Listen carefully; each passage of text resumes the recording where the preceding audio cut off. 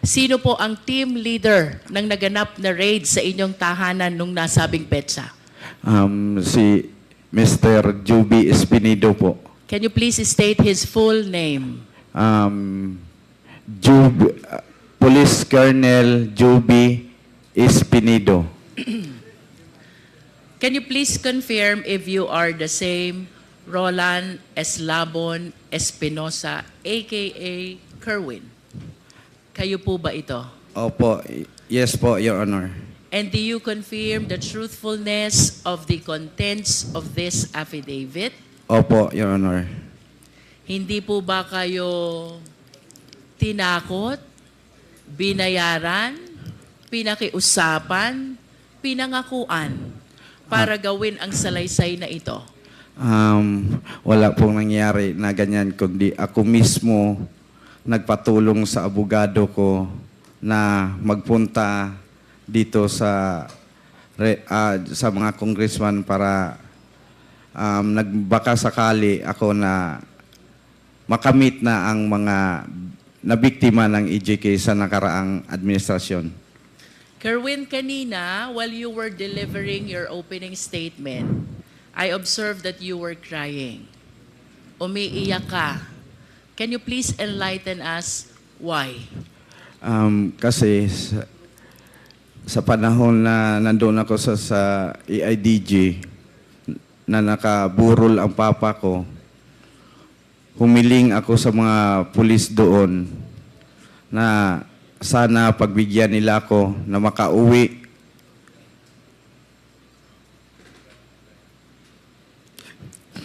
Na makadalaw man lang at makita ang papa ko na nakaburol sa...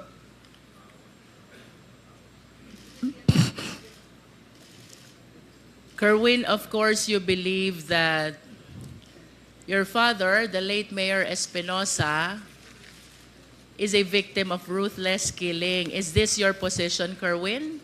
Yes. Pero alin ba yung mas nakakaiyak? Yung pagkamatay ni Mayor Espinosa o yung hindi kanila pinayagan na madalaw ang burol niya? Pareho po yung dalawa na hindi ako pinayagan na makauwi sa lugar namin para makita sa kahuli-hulihan na panahon ang daddy ko. Kerwin, prior to the death of Mayor Espinosa on November 5, 2016, he was the mayor of Albuera, Leyte. You confirm? Yes po. Pang-ilang taon po ba niya na mayor ng Albuera during that time? First time pa po niya na maging mayor po ng Albuera, Leyte. So 2016 is supposed to be his first term as mayor. Yes po. Ano po ang ginagawa ni Mayor Espinosa bago siya naging mayor noong 2016? Ang mga ginagawa po niya ay tumutulong sa mga tao doon sa lugar namin o sa lungsod ng Albuera. Ng mga kunting mamigay siya ng mga bigas, yung may mga problema kahit personal, yung mga asawa, ayusin niya. At madali siyang lapitan ng mga tao doon. Kaya binoto siya na maging mayor. Pwede mo ba kaming kwentuhan, Kerwin? Ano ang pagkatao ni Mayor Espinosa as he is known by the people of Albuera, Leyte? Yung papa ko po, mabait. Mabait na tao. Mahirap na kung elaborate ko pa kung anong klaseng tao siya. So siguro sa nakita kong kakayahan ng Quadcom o sa mga congressmen, pwede naman silang magpadala ng tao doon sa lugar namin at itanong kung anong klase o anong unsay pagkatao sa akong papa. Lisod, mahirap kasi na ako magsalita na ganito kasi sarili ko yon, ama. mas mabuti na malaman nyo based doon sa mga tao sa Albuera. I understand, Kerwin. You also stated in your sinumpaang salaysay, habang nasa Malaysia ka, papuntang Abu Dhabi, you learned that the late Mayor Espinosa is included in the narco list. Oh, yun po. Nalaman ko na lang na nasali siya sa listahan ng presidente na narco list. Paano at kanino nyo po nalaman na kasama pa lang inyong ama sa narco list? Sa panahon na yon, may kaibigan ako na si Buntuyan, taga Cebu. Si IDG din yun, si Sir Delpin Buntuyan. Siya ang nagsabi sa akin na amigo,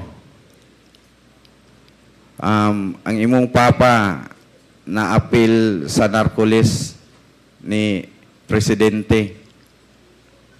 Was there ever a time, Kerwin, that you validated or you verified the truthfulness of the fact that your father is included in the narco list? Na ano ko na yun, na positive na talaga, na naniwala ko. Kasi sa TV at sinabi ni Pangulong Duterte na kasama ang papa ko sa listahan ng mga narcolis. You are saying, Kerwin, that Mayor Espinosa is one of those named by President Duterte as included in the narco list. Is that your statement, Kerwin? Yes po. And that is the reason why you conclude already that indeed your father is among those in the narco list. Yes, Tama ba? yes po. There are three important statements you made in your sinumpaang salaysay which really captured my attention. First, Kerwin, is the raid which happened in the house of your late father in August 2016. You mentioned in your affidavit that the guns, the explosives, and the drugs were all planted, and you were certain because prior to the raid, there were women who cleaned up the entire house Yes. because they are apprehensive already that any time there will be a raid in the house. Yes po. Bago nangyari ang raid, yung mga women supporter ng daddy ko nandoon sa bahay. Kasi yung daddy ko doon na tumira sa munisipyo. Nagbabantay ang mga women supporter ni daddy sa bahay namin, ancestral house. Habang nandoon sila, lininisan nila yung bahay ni daddy. At yung sinabi, nandoon daw sa nakita sa cabinet, sila mismo nagtaka kung paano nakita na merong mga illegal na bagay doon sa cabinet. Samantalang ang dami nilang naglinis na wala silang nakitang droga. Can you please confirm for the record, Kerwin, ano ang mga nakuha ng PNP operatives during the raid of August 2016 in the place of residence of the late mayor? Sabi daw nila, based on sa ilang report, nakakuha sila kanog 11 kilos nga shabu dito sa ilalim ng cabinet, at mga mga baril doon daw sa loob ng bahay ni mayor, at may mga pampasabog doon din nakuha sa loob ng bahay ni mayor. Kung isipin natin, 11 kilos, hindi kaya yun nakita sa mga naglinis na mga women's? Ang dami nun. At ang mga baril, at ang mga bomba, ilagay kaya yun ni mayor sa loob ng bahay na mga sumasabog na mga bagay at mga mahabang baril? Yun ang sabi nila na nakita daw nila doon sa loob. Pero walang kahit isa na taga-Albuera na maniwala sa kanila sa report nila na may nakuha doon. Kasi ang nagbantay sa bahay ni Mayor, yung ancestral house namin, nasa 70 ka mga babae nandoon sa bahay. Binantayan talaga ang bahay namin. Inano sila ni Joby na magkaroon ng raid, kaya tumakbo na sila. Natakot. So you deny, Kerwin, the legitimacy of the raid or the operation that was conducted by the police operatives on August 2016? Opo. And can you please state for the record, sino po ba ang namuno? Sino po ang team leader ng naganap na raid sa inyong tahanan nung nasabing petsa? Si Mr. Joby Espinido po. Can you please state his full name? Police Colonel Joby Espinido. Mr. Chair, may we know if we have Colonel Espinido here? To the information of the Honorable Luistro, he sent us a letter of excuse in today's evening.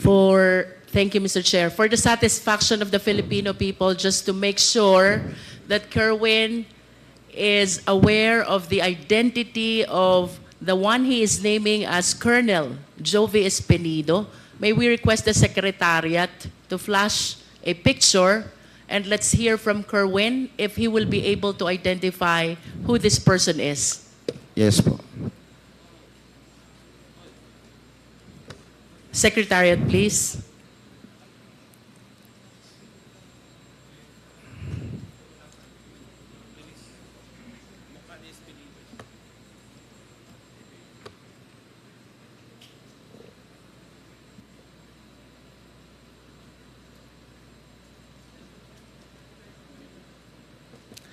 While we are waiting for the picture, Mr. Chair, the second statement which captured the attention of this representation, Kerwin, is the raid and the killing of Mayor Espinosa on November 5, 2016, which happened in Baybay, Leyte. You confirm this?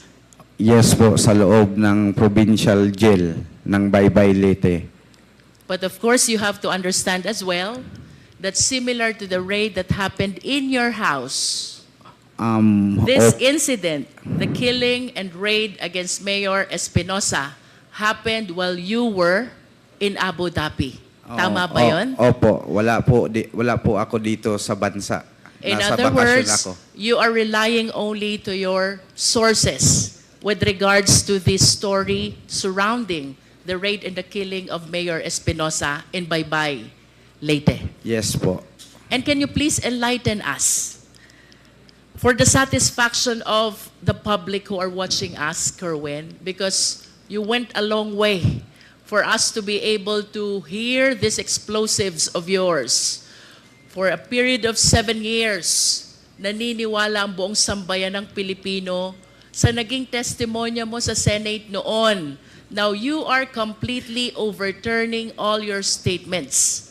And we owe it to the Filipino people to explain and share what really happened according to your source during the raid and the killing of Mayor Espinosa on November 5, 2016 in Baybay, Leyte.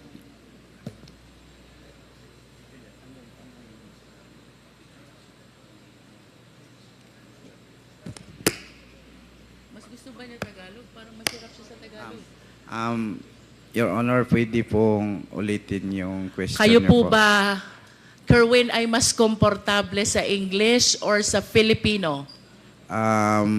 Mas sa Pilipino na lang tayo. Filipino. Para Kerwin, maintindihan.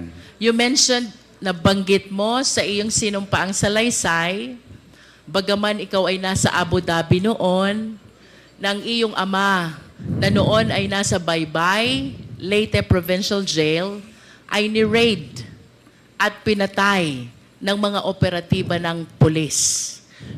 Nasa Abu Dhabi ka noon at ikaw ay nagtiwala lamang sa testimonya ng mga taong naruroon sa insidente. Nevertheless, Kerwin, can you please share to the Filipino people, what do you believe? Ano yung pinaniniwalaan mong tunay na pangyayari sa loob ng Baybay, Leyte, kaugnay ng pagkamatay ng iyong ama? Naniwala ako doon sa mga nakapiit sa loob.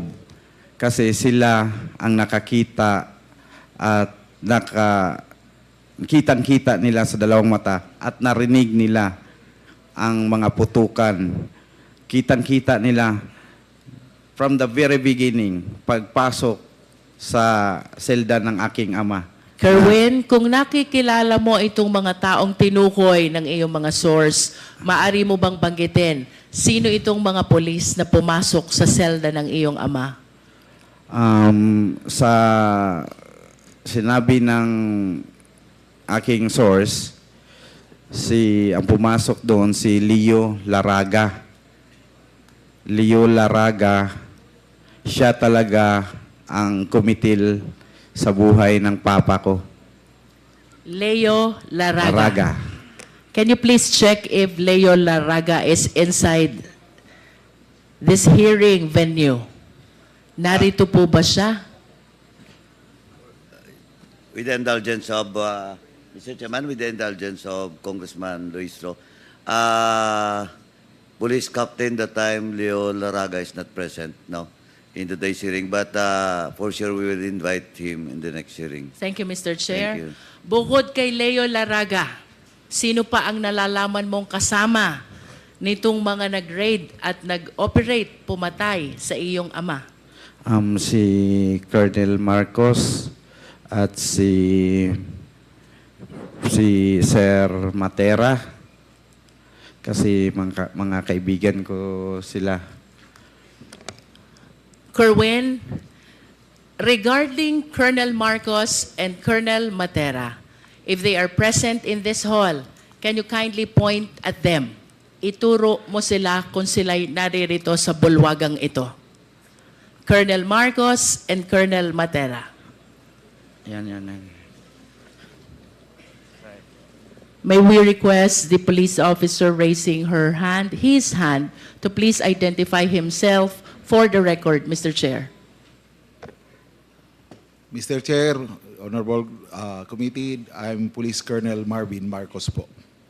Thank you. How about Colonel Matera? Can you point at him?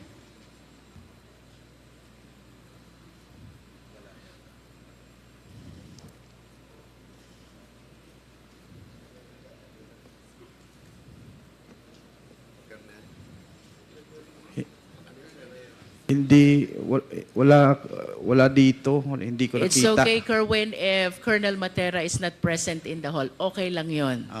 I am certain that the Quad will be inviting him as well. Kerwin, bukod sa mga nabanggit mong pangalan, meron ka pa bang kayang tukuyin na kasamang pumasok, nag-raid at pumatay ayon sa'yo at sa mga sources mo kay Mayor Espinosa? Ang sinabi sa akin, yung kumitil lang ng talaga sa papa ko.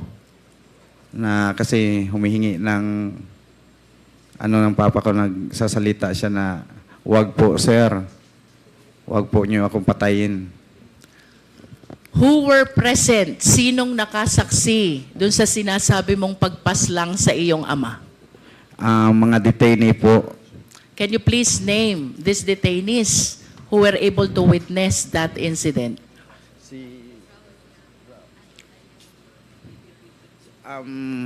A certain Dondon na taga sa amin sa Albuera.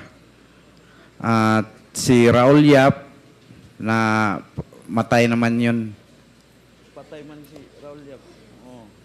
At si Ruben, a certain Ruben, tatlo sila, pero yung isa, tatlo yung ng daddy ko, kasama niya sa selda, nag-a-assist sa kanya.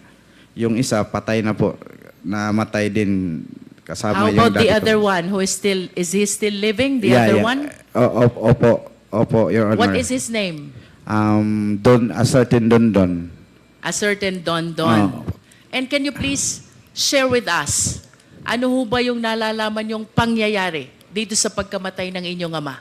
Pumasok, and then what happened next? Ang una nilang ginawa daw, sabi sa aking source, pinapis the wall muna yung mga pulis. Can you please illustrate? Maaari mo bang ipakita sa amin paano ba yung face the wall so the Filipino people will understand? Dito ko lang po gawin sa...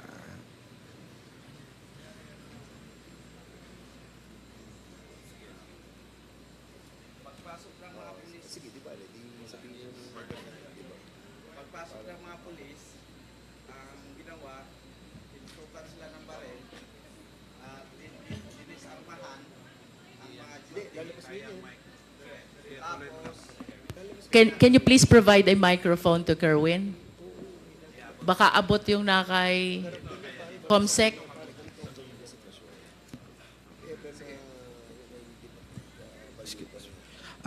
Ganito po ang sinabi sa akin na nangyari nung raid. Pumasok yung mga operatiba at dinisarmahan ang mga on duty sa oras na yon. Nung pagkatapos nilang nadisarmahan, ganito po, pinapace the wall sila.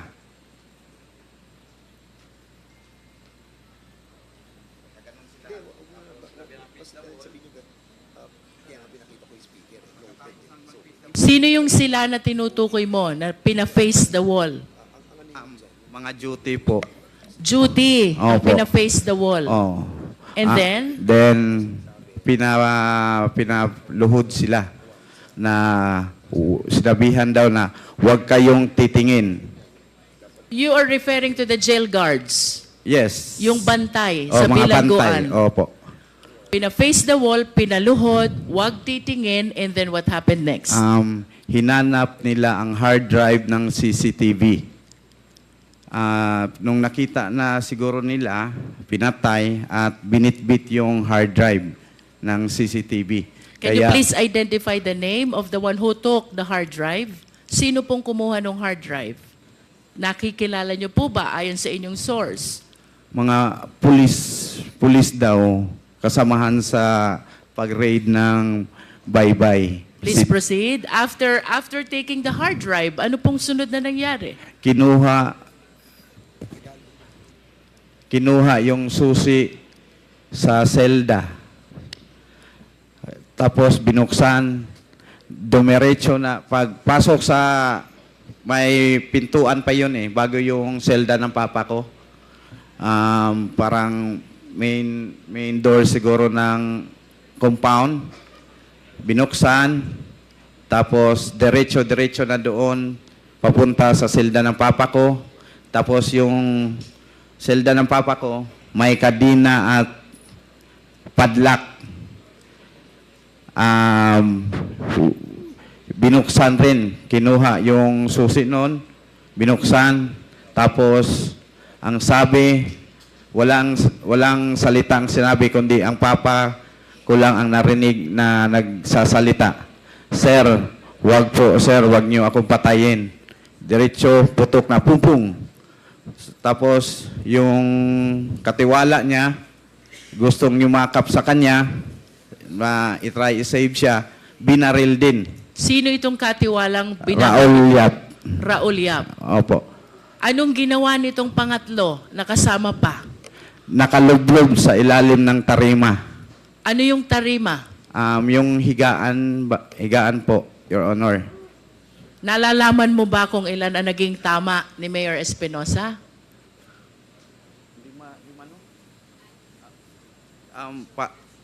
Hindi ako sure, or more than five More than 5.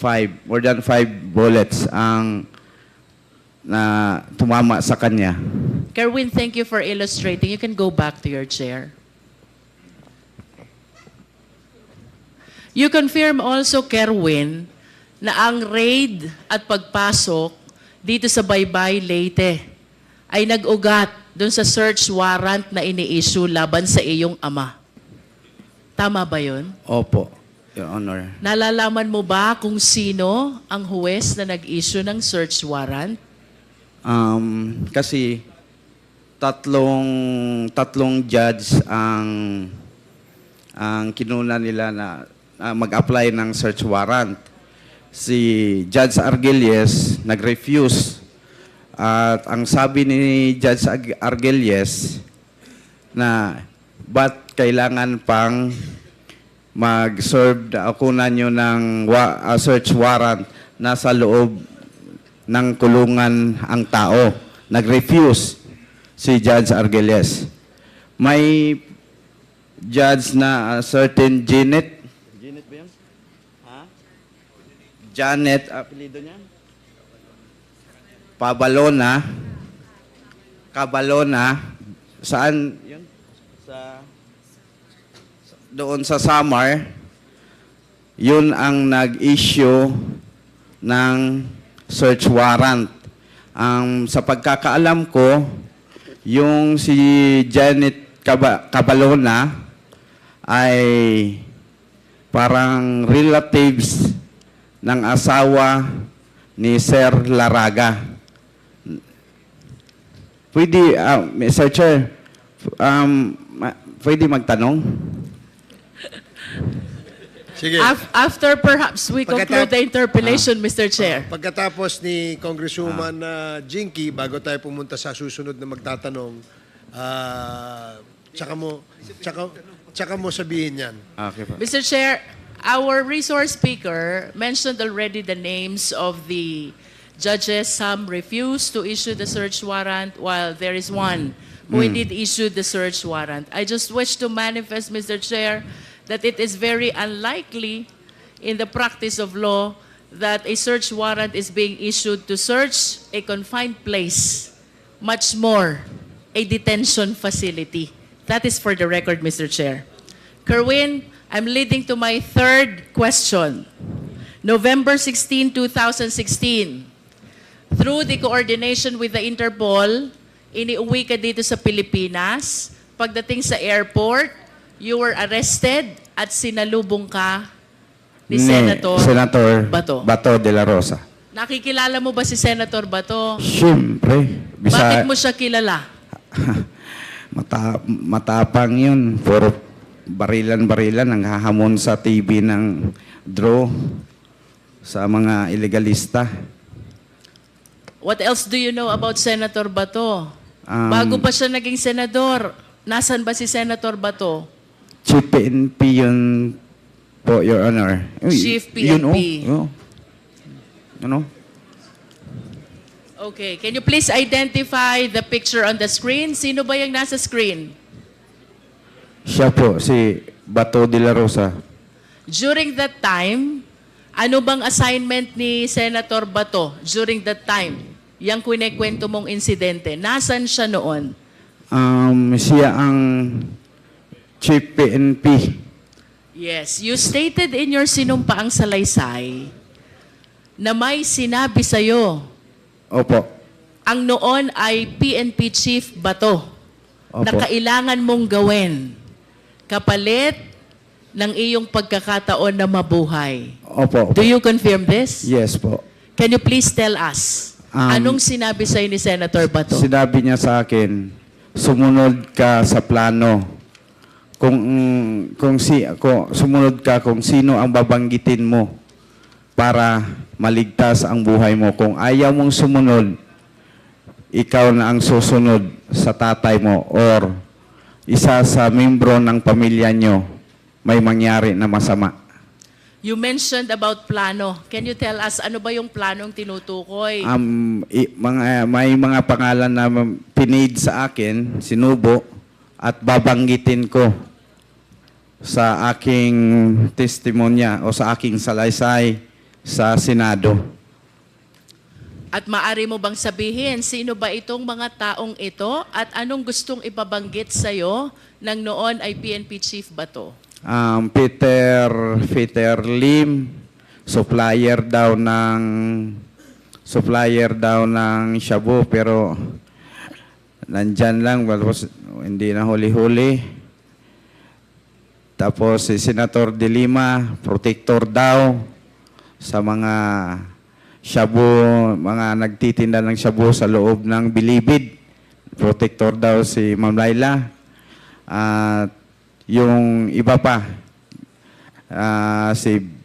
si Lovely Impal, si Jiraham, si Peter Ko, ganon. In Sila other po. words, Kerwin, ang gusto ni PNP Chief ay banggitin mo itong mga pangalan na ito na may kaugnayan sa illegal drug operation. Tama ba yun? Opo. At ito ba'y sinunod mo, Kerwin?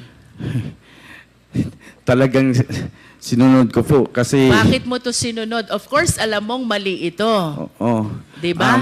Bakit mo sinunod ang utos ng Nonay PNP Chief ba to? Kung siguro kayo, kung kahit sino naman sa atin na mga tao dito, nandito sa loob ng Quadcom, talagang susunod dahil kapalit na yon ng buhay mo.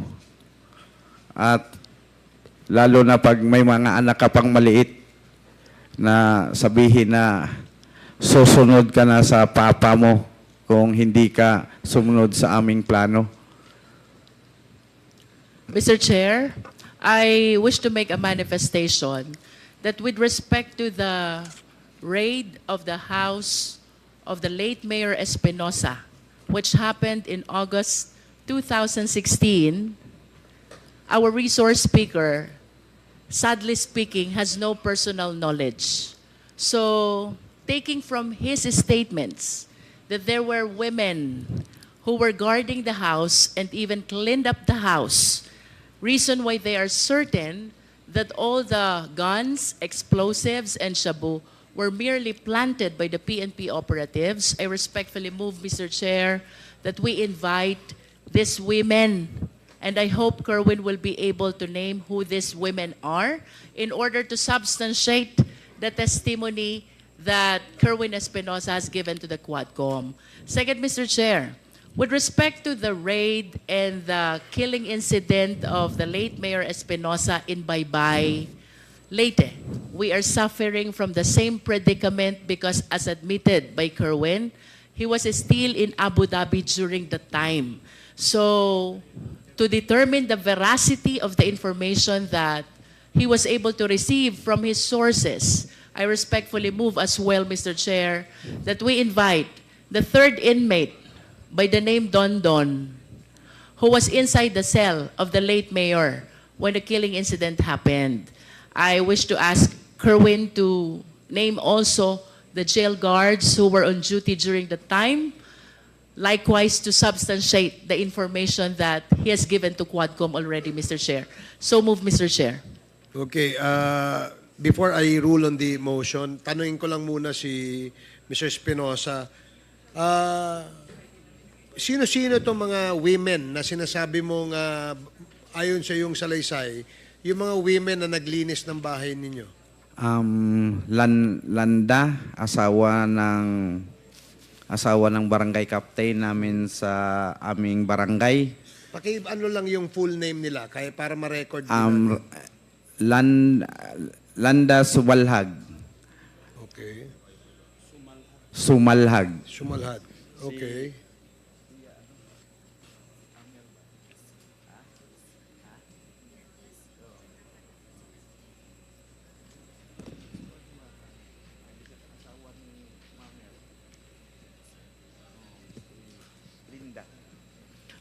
Linda Rosal.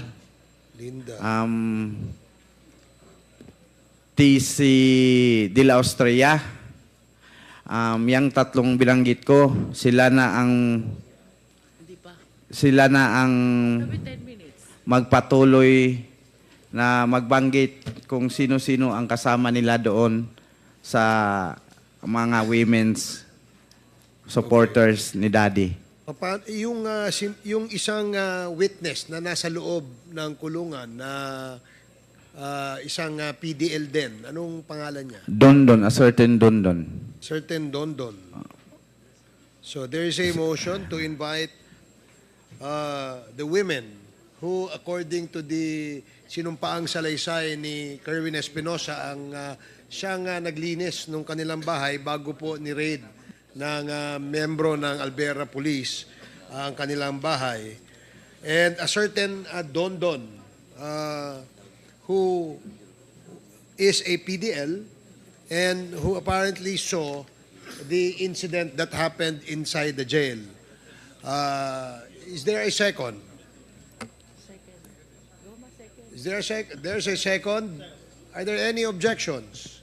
So hearing none, the motion is approved. Comsec, Mr. please Chair. invite the following personalities mentioned by Mr. Espinosa in the next Quadcom hearing. Mr. Yes, Chair. Congresswoman Luis. Can we please invite as well the jail guards who were on duty if we have the means to determine who these people were? Comsec, kindly determine who these jail guards on duty at the time of the incident and report to the Quadcom. Thank you. Anything else? Mr. Chair, I'm about to conclude. Okay, thank you. I just have one quick question for PIDEA. PIDEA, sir, palagi pong nababanggit itong narco list. Even from the time of the 3 Chinese drug lords to the time of PCSO Board Secretary Wesley Barayuga, and now we are confronted by the killing incident as alleged by Kerwin committed against Mayor Espinosa, who allegedly was included as well in the narco list. Can you please enlighten us?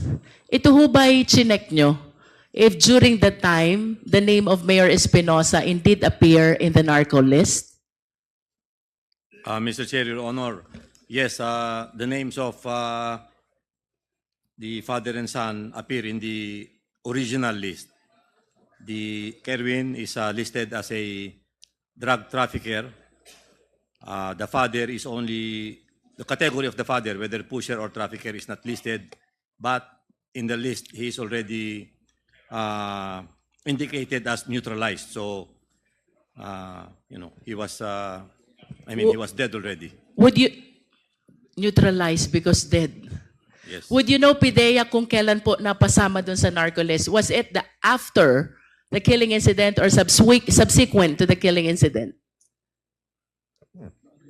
In the original list, it was already after the death of If Mayor you are Espinosa. saying, PIDEA, that it was after the incident, ibig sabihin po, patay na si Mayor Espinosa nung napasama sa drug list? Ganun ho ba yun? No, Your Honor. What happened is that Mayor Espinosa is included in the list, but however, as the period or as the drug campaign continued, he would eventually be indicated as neutralized. So we could not ascertain whether he was a drug pusher, drug user, or whatever was his participation, Your Honor. Mr. Chair, I wish to manifest this drug list, the narco list, is indeed very controversial. As a matter of fact, as we go along our investigation, I have been asking our resource speaker, whether during the hearing or off the hearing, as to the origin, the people who validated, the veracity, and no one can indeed vouch as to the genuineness of the names which were included in the list.